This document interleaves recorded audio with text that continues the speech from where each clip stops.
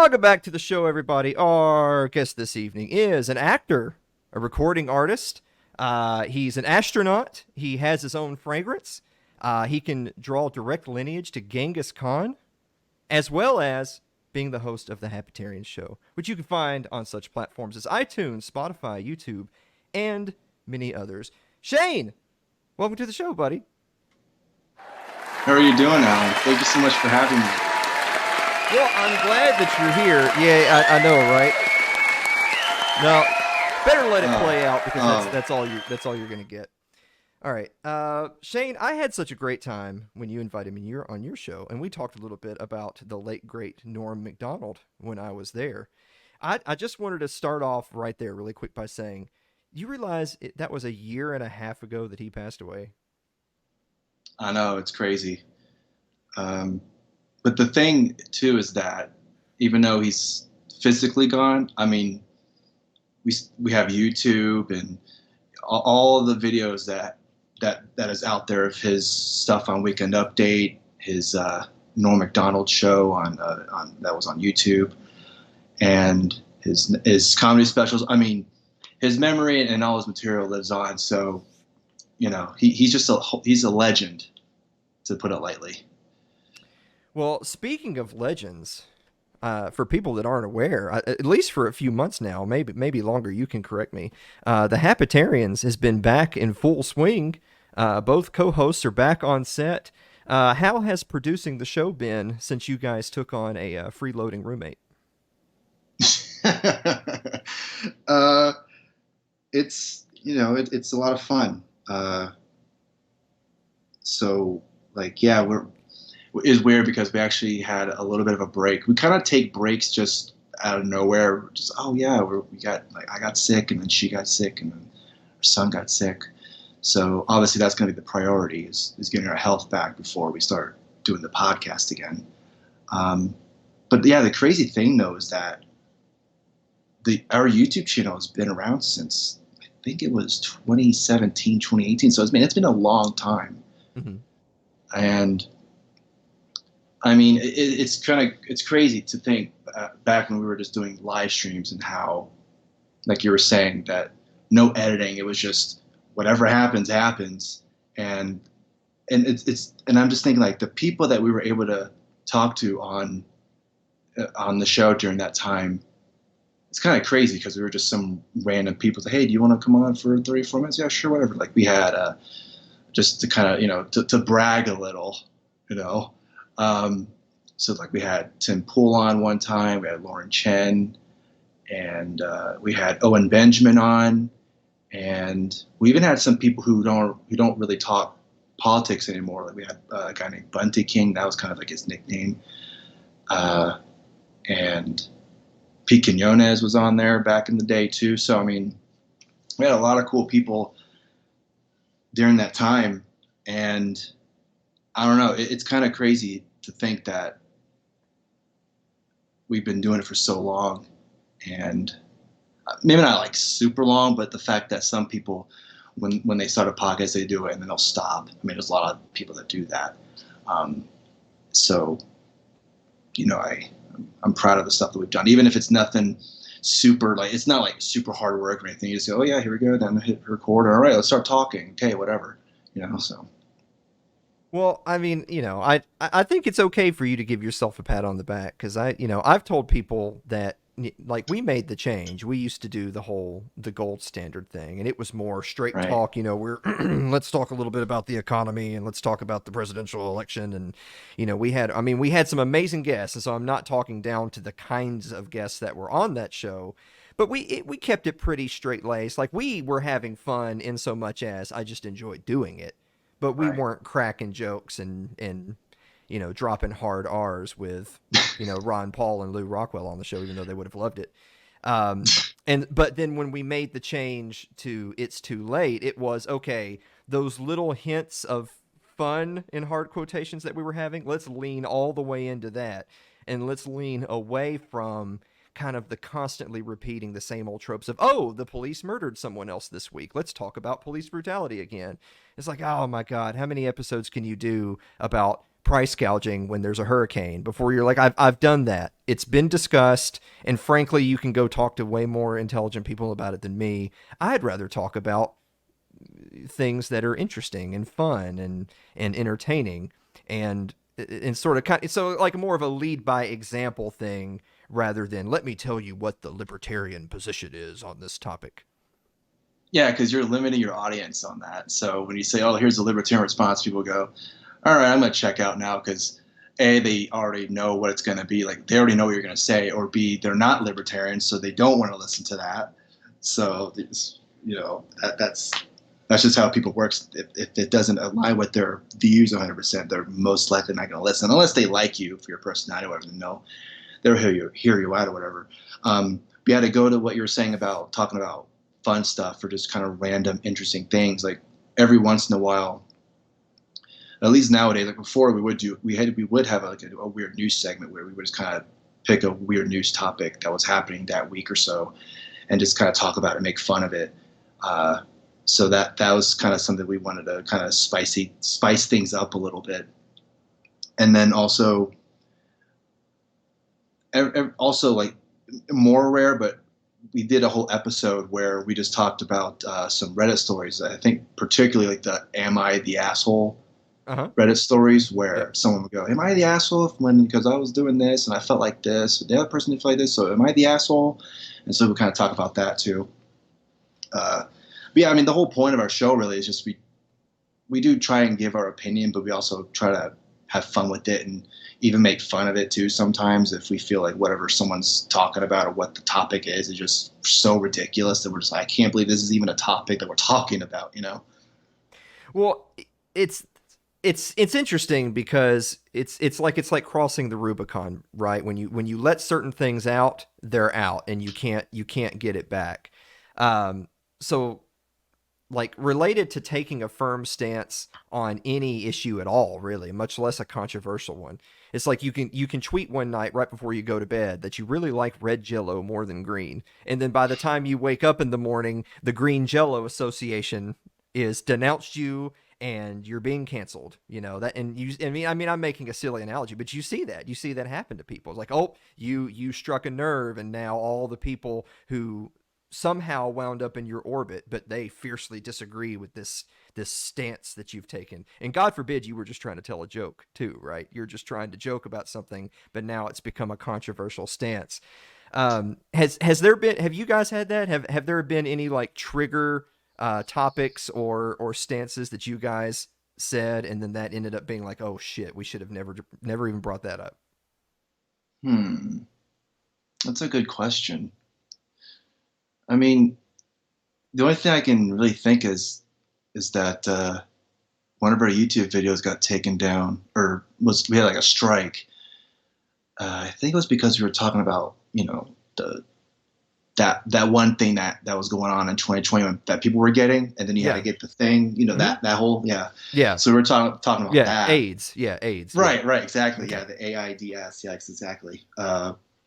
Which, if I remember correctly, I think the history about that is that it was made in some kind of like room, like a lab or something like that. I'm not Mm-hmm. really 100% sure. That's just what I've heard. Yeah. Uh, Really? but Because yeah, I've that heard was it was gay people. Is that what you've heard? gay people. Yeah, also monkeys. But Yes. I mean, it's like that one movie where all the monkeys were coming in and what's that movie called with I think it was Morgan Freeman. You know what I'm Yeah. talking Well, about? yeah. When all the monkeys come in, that's how you get the AIDS. That's the problem. Yeah, yeah, exactly. All right. I'm just making sure that this is not something that you're going to want to share with any of your audience. Oh, this is gonna be something that I'm gonna share with my audience for sure. Oh yeah.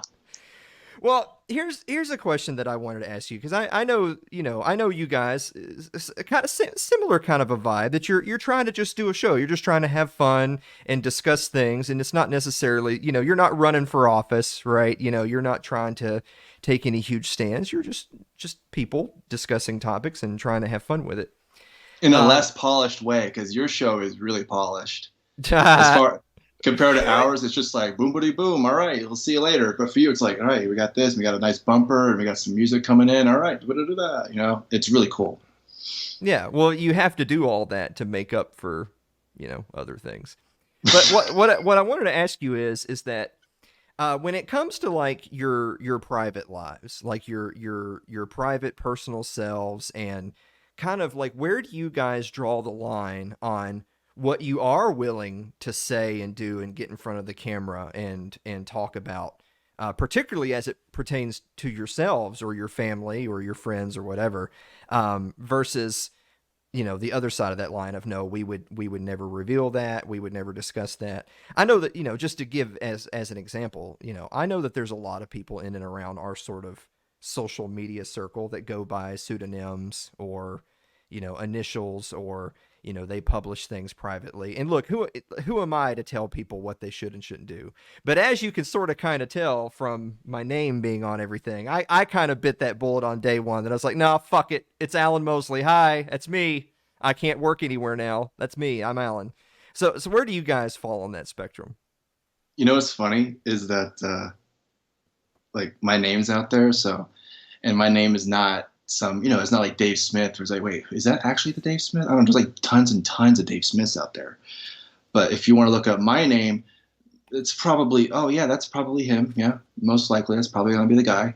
Uh, so when we first started, like I was saying, when we first started live streaming, oh yeah, my name is Shaine, and also my last name too.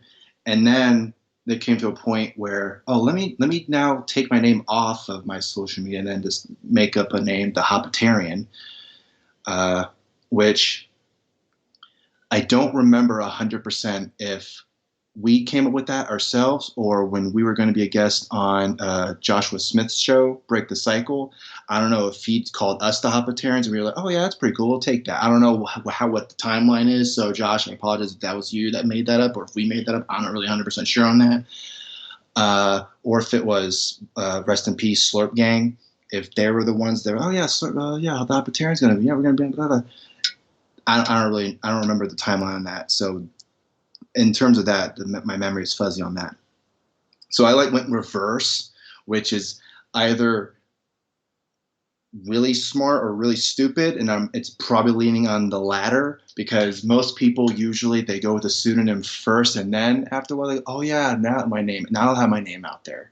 Mm-hmm. So, yeah. So anyway, to answer your question, and like in terms of what we say on our show or other people's shows, like we definitely try and kind of keep like our son's identity kind of hidden. We don't really want that out there just because, and I'm sure other parents probably have a different idea on it or a different stance on this, but just what we decided was that we don't really want to put him out there because, I mean, he's just a toddler. So he doesn't really know, oh yeah, all these different people are looking at me and they know what I look like. They know my name, all this other stuff. So, once he gets older, when he's 18 Mm-hmm. and he does want to be a public figure of some kind, then that's up to him. And if that's what if that's what he wants to do, that's fine. As long as he's not a drag queen, I'm totally fine with that. Yeah, So and to add insult to injury, he has to score higher on his SATs to even be considered, right? I know, like, what the hell? Like, that was it. The Asians now had to score. I don't even know what the highest score is off the top of my head, but they had to score like what 1,000 or 1,100 or something like that. It's just, come on, really? Just because their eyes are a little slanted? Come on. Yeah. Well, okay. So since we brought up that whole ball of wax, so for people who have no idea what we're talking about, explain to them really quickly. So what is Hapa? So when you put together Hopatarians, what is that? So Hapa is just a term for half Asian, and I'm pretty sure it's just like a Hawaiian term. So it's anyone that's like half Asian, half white, for the most part, but it can also mean half Asian, half black. Basically anything half Asian, half whatever. But since both of us, Nico and I, are both half Asian, half white, that's the one that we're very, very fond of because that's what we are. And we're Hapa Mhm. supremacists, as you may know. Now, I I gotta say, I have a little bit of a disagreement here because I don't think you can be half Asian. I don't think that's possible because Asian is like 50 different things. So unless you're like 1,064th, a whole bunch of different things, I think you're actually half something and half white. Is that kind of like the Mitch Hedberg joke where it's like, I really love rice, but it's if you like 2000 or something. Is that kind of the same Yeah, thing there, maybe? yeah. Why not? Sure. Yeah, but I understand your point. Like you were saying, I have a direct lineage to Genghis Khan. So I mean, how do I know? Like a Korean could have similarity to Japanese people, even though historically Koreans and Japanese people don't always get along. If you look into history, it's like, oof, it's kind of Okay, but if somebody is half white and half black, then they are seen and referred to as black. If you are half white and half Asian, what are you? What bubble did you fill in on your test? two or more races. Oh, that's an option now? Yeah. See, that's cheating. I feel like you have to pick one. See, I was Okay. fully expecting you to tell me that when you have to pick one, you put Asian. To which I was going to say, see, this is white erasure. I was gonna say that, but then I knew you were gonna say that, so that's why I said two or more races. All right, that is true.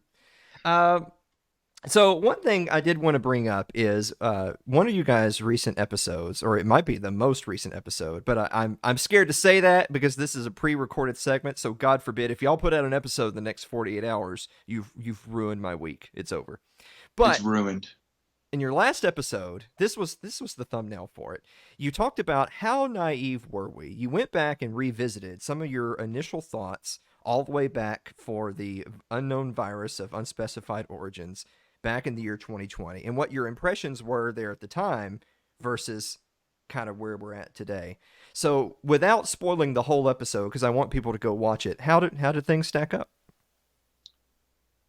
For the most part, we were actually. I was surprised at how not I wouldn't say like right, but how like we were kind of more or less on the nose on some of the things.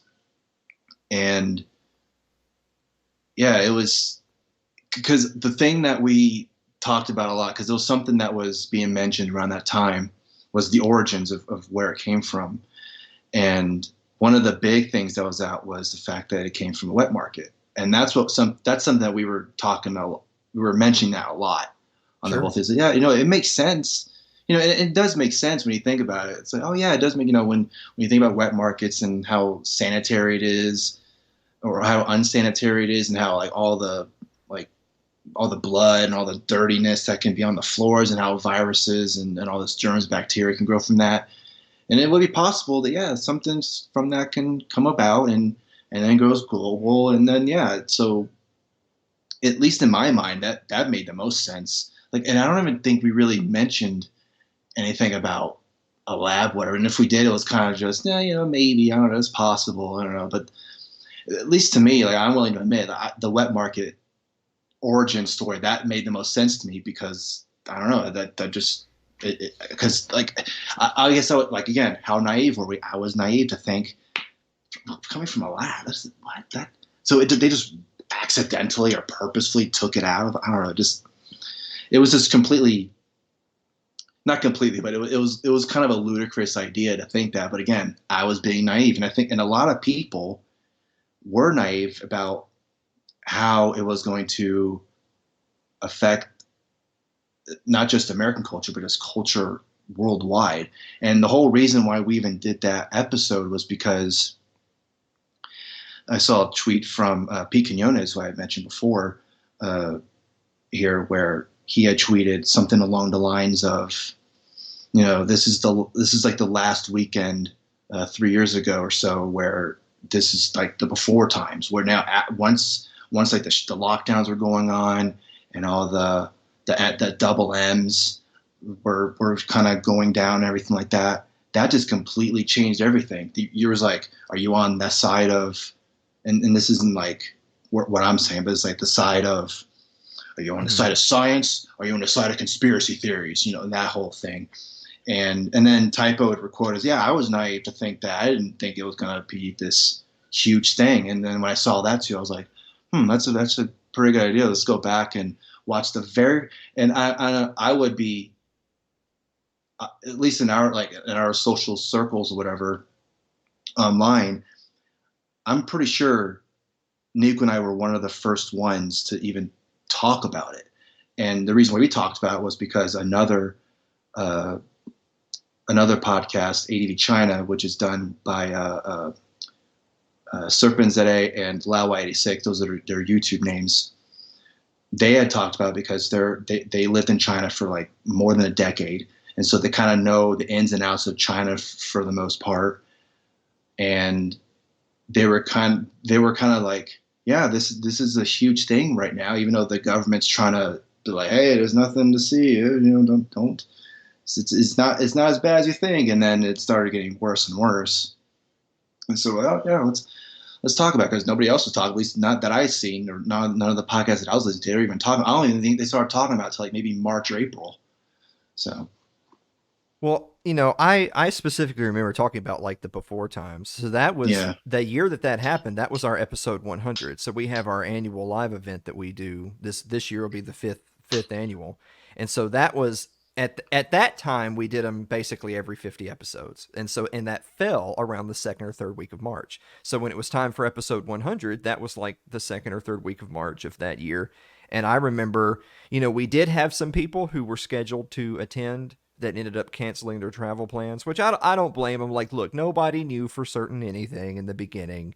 And if you're thinking, like, well, am I going to be able to get home? Am I going to be able to get to work? Whatever. Then look, I totally understand. Going to some dude's live podcast probably isn't high on your list of things to do.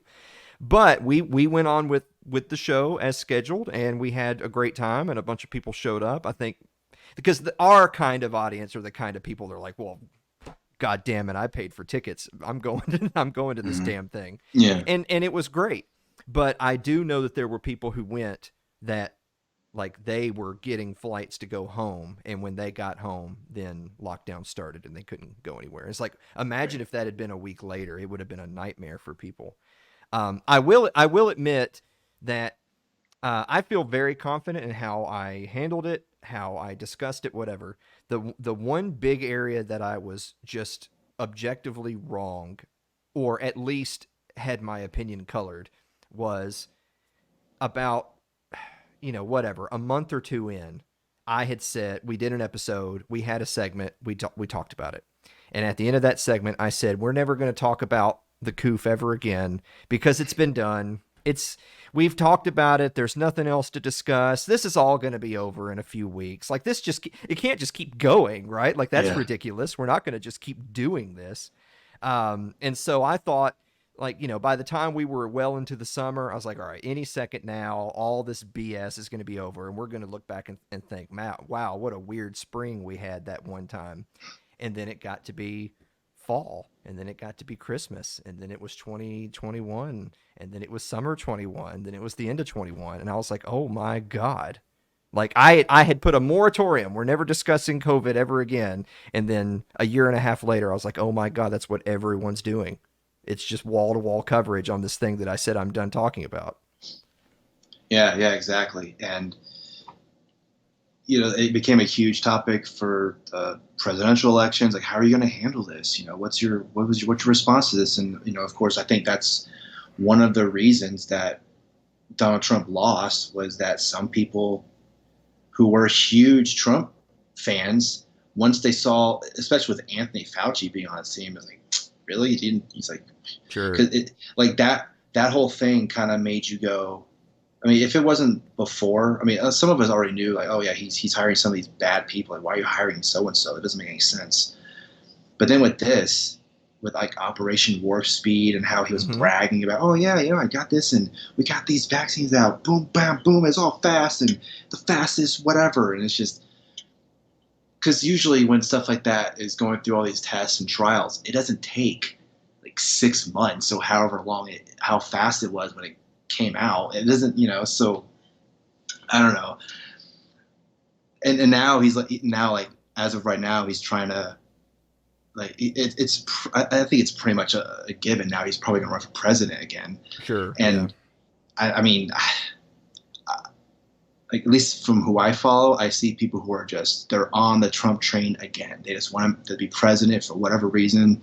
They want him to be they want him to be 21st century's Grover Cleveland, and I mean I guess, but I I mean, mean it's tough because at the end of the day, I think the big thing. First of all, my attitude is that all these people should be lined up against a wall and shot. Therefore, I'm obviously not exactly on the Trump chain. But right, it's not even just that. It's the fact that he was Lieutenant Lockdown. I mean, he was the guy criticizing state governors who either didn't lock down or ended their lockdowns prematurely. He was the right. guy. He was criticizing Kemp in Georgia. He was criticizing Ron DeSantis. He was going after these people.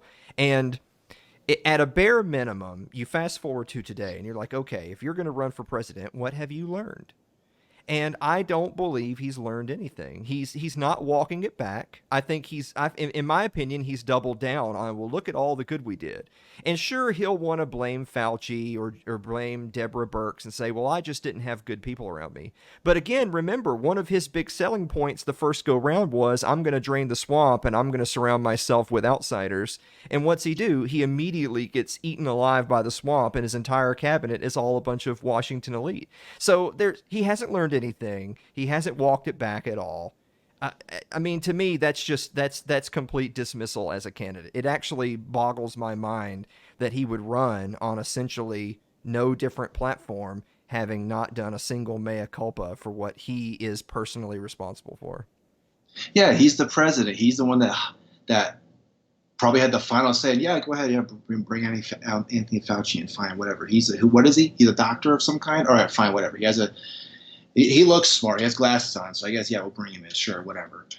And yeah, you know, and like we were talking about, make him going after Ron DeSantis even back then. Like, I mean, that's like one of his things now is, oh yeah, Ron DeSanctimonious, and I mean, like Ron DeSantis is the perfect. I think even the people who do like him understand, especially if they're like libertarian or conservative or right wing in general, they understand that yeah, there are some things that I don't like about him, whether it's foreign policy or any other things that he's done or said that they don't like. It's the fact that he's really been one of the few governors that was really, I mean, maybe at the beginning he was kind of, okay, yeah, we'll see how this goes. And then he realized, oh shit, this isn't, all right, well, yeah, we're going to go on the opposite direction. And for the most part, Florida kind of just went with the flow, just like all the others, some of the states that were completely locked down. It wasn't like the numbers were drastically different or anything like that. It was just, oh, it was business as usual for Florida during that time. And that's the reason why some people, even though they do consider themselves libertarian or conservative, go, yeah, if Ron DeSantis does decide to run for president, I would probably vote for him specifically for that issue. And that's their one issue. Again, whether they agree with all of what he believes in or not, that's the thing that they go, well, if he's willing to do this, if he's willing to fight back on this, then it's a possibility that he could fight back on other things. And again, he hasn't even declared he's going to run for president. And I mean, personally, I would kind of just rather him stay in Florida, because if he does leave Florida, then because it wasn't like when he ran for governor that first time. I mean, it was a real close win for him, Mm-hmm. like really close. And then of course this last time he ran and he won, it was like about like 20% or something like that, which is huge now. It's like 20% for a Republican. Holy shit. Mm-hmm. Well, so my general thing on DeSantis is that, so first of all, for the lawbirds out there that are listening that are like, oh, they're all the same. Look, man, I totally get it. We don't want these people to be ruling the American empire. The fact of the matter is A, someone will be. And B, as it pertains to DeSantis, I think that he has been a very good governor that would make a very bad president. So I agree 100%. I would love for him to stay the governor of Florida. I'm a big national divorce guy. I mean, look at me, right? I'm from the South, so I'm all about secession. And I think that in a world where that's remotely possible, you need to have strong states that are as ideologically aligned as possible with strong leaders at the state level who are content to stay at the state level. So that's what I would love to see. And my message to kind of the right wingers out there that say, well, we just, I'm sorry, we just can't have that because we got to put up the best candidate who's going to get the most votes, and we got to run them at the federal level because gosh darn it, we got to take the ring of power back. That's just how it is. My answer to them is that the reason why you guys lose to the left more often than not is that they play the long game and you guys don't. You have to be willing to incur some short-term losses for long-term gains. They're all about that. If they lose an election cycle, whatever, dust it off, and then they're going to go take a state for 80 years. I use California as an example. California is such a deep blue state. People, particularly people our age, we could never fathom California being a red state. That would just completely boggle the mind. And Florida has been a purple state for the past several elections. Imagine Florida becoming as deep red as California is blue. I think that in the grand scheme of things, with me having no control one way or the other, just wanting to split things up as much as humanly possible to basically make it a quagmire in which no major party holds any particular sway for any amount of time, that's the best thing I can hope for, is some states turn deep red and never change, and some states that are deep blue never change, and eventually the day comes where one or more of them say, that's it, we're done, I'm out, peace. To me, that's the best possible outcome, but those types of outcomes happen with strong leaders at the state level staying where they are.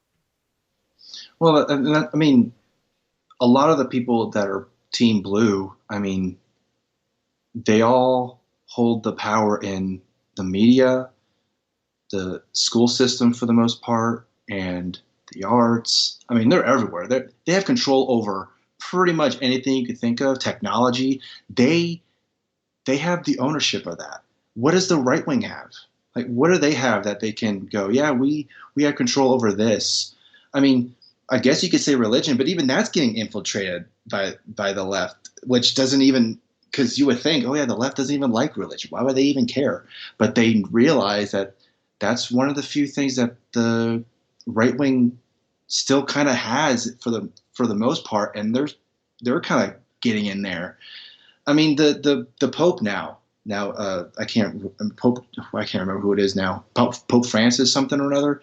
Yeah. Like, even some of the things he says, you're just like, that. Wait, the Pope said what? Like, that doesn't make any sense. That's some fucking commie gobbledygook. Exactly. Thank you, Norm. Thank you for pointing what I was going to say. Thank you. So yeah, if Florida was deep red, that would, having those kind of those balances where, okay, California's blue, that's a given, fine. Florida is purple right now, but if it turned red, like for the long haul, great.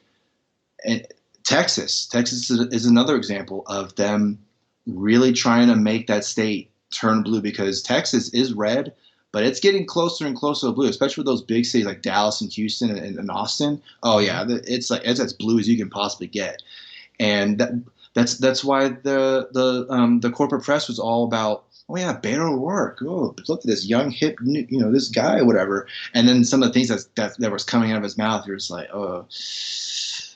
Imagine what's going in his mouth, right? I know. I know. I know. I don't even want to go to that. I can't even. All right. So on that note, because I don't know how you and I got to talking about politics as much. This is outrageous. It's unacceptable. I'm scrapping the whole thing. We're going to have to start over.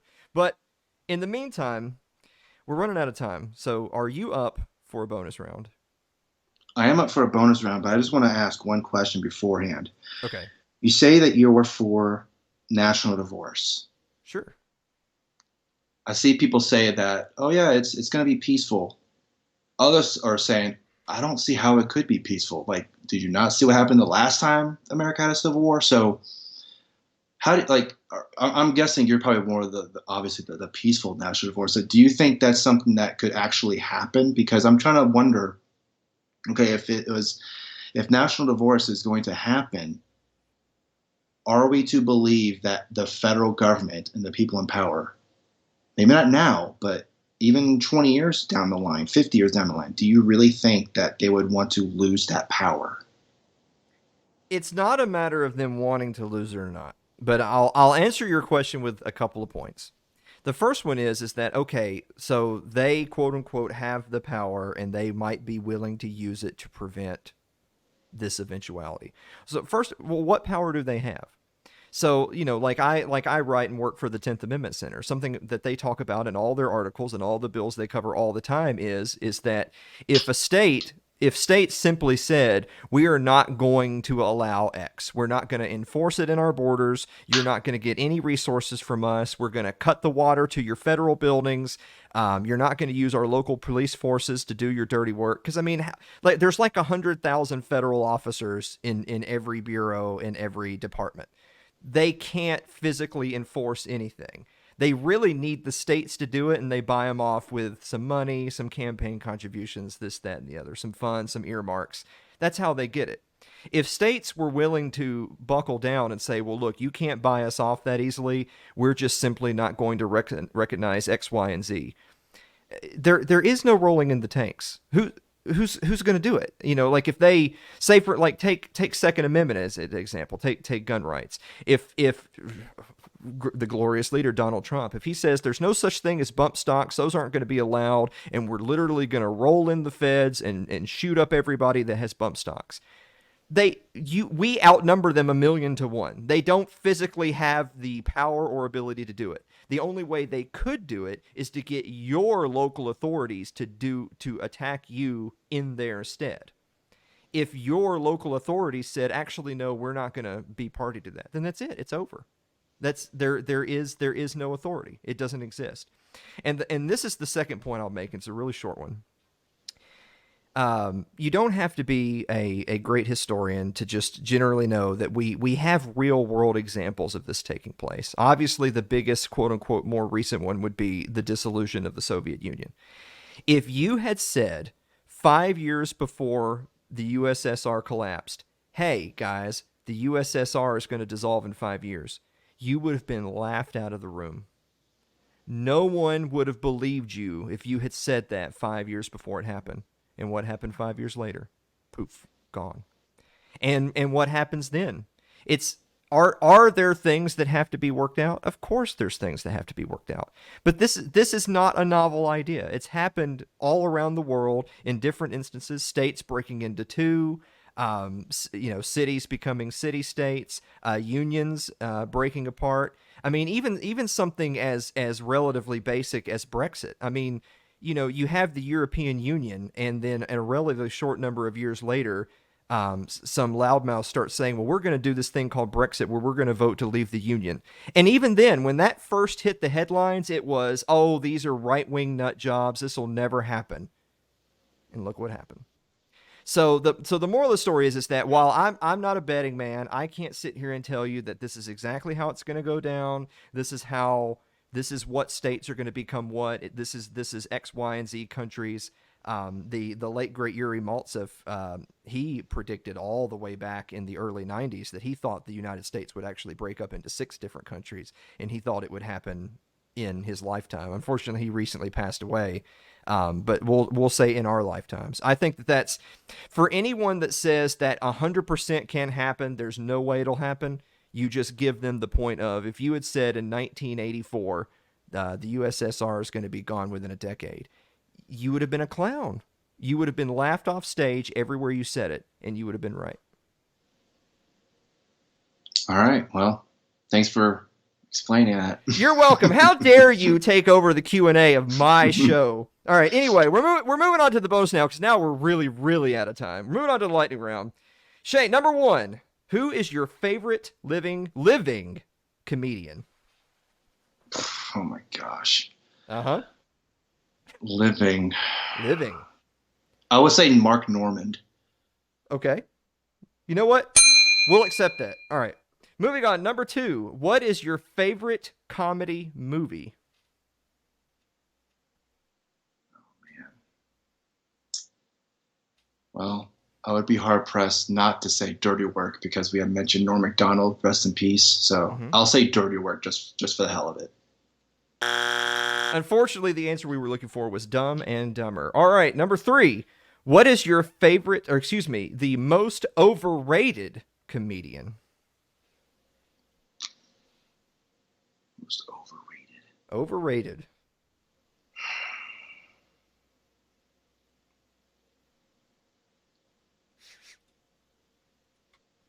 I don't know if this counts as overrated because he gets a lot of shit anyway.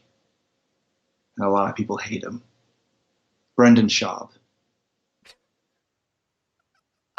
I'm sorry. I'm sorry. No. I'm laughing because he does give it a lot of shit, but I think he can't possibly be overrated. I think if Brendan Schaub has ever made you laugh, then he's at least slightly underrated compared to all the shit he gets. Yeah, that was a bad answer. The correct answer is George Carlin. George Carlin. My second choice would have been Bert Kreischer. I could buy that. So I'm sorry, I have to interject. The reason why I say George Carlin is the most overrated is a lot of people love to share his clips where, by the way, he's not telling jokes. He's just ranting about political stuff in his later years. I firmly, because first of all, he was a lefty. I firmly believe that if he were alive today, he would be parroting some, if not most, left-wing talking points right now. Yeah, he'd probably like another Jimmy Dore. Yeah, exactly. All right. And finally, and this, as everyone on this show knows, we always end with the most important question of all, which is a food question. Is peanut butter a liquid? No. That is correct. Peanut butter is not a liquid. Unfortunately, our friends at the TSA say you may not be nuts about it, but TSA considers your PB a liquid.